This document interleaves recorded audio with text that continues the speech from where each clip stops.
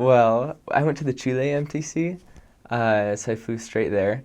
We actually got lost. We missed our flight going to the Chile MTC, and I was with two other elders, and we were lost in Atlanta. And we called church services, and they pretty much told us you have to stay in the airport till like the next flight, which is in 24 hours. And we're like, all right, we're not gonna do that. And so we got a hotel, thankfully. Uh, this really nice Christian lady at like 2 a.m. was driving us around trying to look for a hotel, and just a lot of blessings came up. We met with the missionaries in Georgia, went out tracting with them, and then we finally got on our flight. And so after like 2 full days of traveling, we finally got to Chile. And I just remember driving from the airport to the CCM, and I saw like two dead dogs on the road, and I was like shocked because I'm used to seeing like deer, like dead deer, but there are dogs everywhere down there.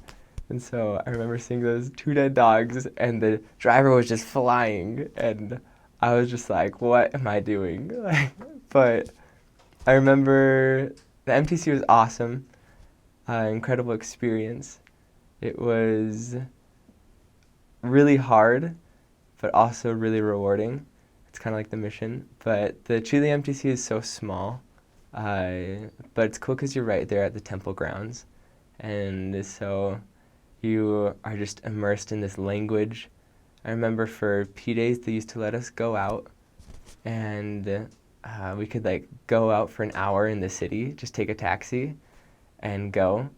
And it was just like so cool, yet so like terrifying because we would do practices with Chileans, and we're just gringos. We didn't know anything of Spanish, and these Chileans are just speaking so fast, and you're just like, what are they saying? And so I remember just like being in shock kind of for the first couple of days, but it was awesome. I loved it.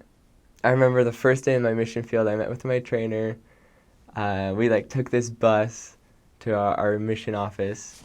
I met with my trainer, and we had that kind of a reunion, a meeting, and then we just left. We got our luggage, we hopped on a bus, and we left our area. Uh, and I just remember like driving down and just seeing graffiti everywhere, just lined with graffiti. Uh, and I remember dropping our bags off and just hitting the pavement and going. And I remember talking with this lady the very first day who just started bawling. And I had no idea why, but I was so determined to just give my heart out to her, give it my all. Even though I couldn't speak Spanish, I didn't understand anything, I didn't know where I was. I really wanted to help her. And it was a cool experience for me. We actually never saw her again. She was just visiting.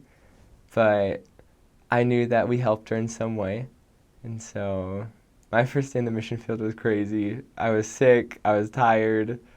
I went during winter time, and it was a good day. Good day, yeah. I love connecting with people, and I think it was hard at first because I wasn't able to communicate with them.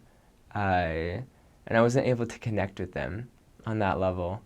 And so I think I really searched for that love because sometimes it was hard. It was hard getting rejected or hard just going and contacting, giving it your all, and kind of not seeing any results sometimes. And so that was hard for me to have that love sometimes, but I love them. I can hands down say that I love them because they are just God's children. All of us are.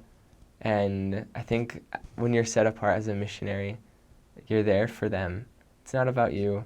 And if you're there for them, if you're focused on them and not on you, and you'll really find that love.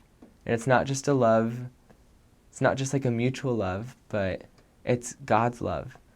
And you feel that as you're giving it your all for them.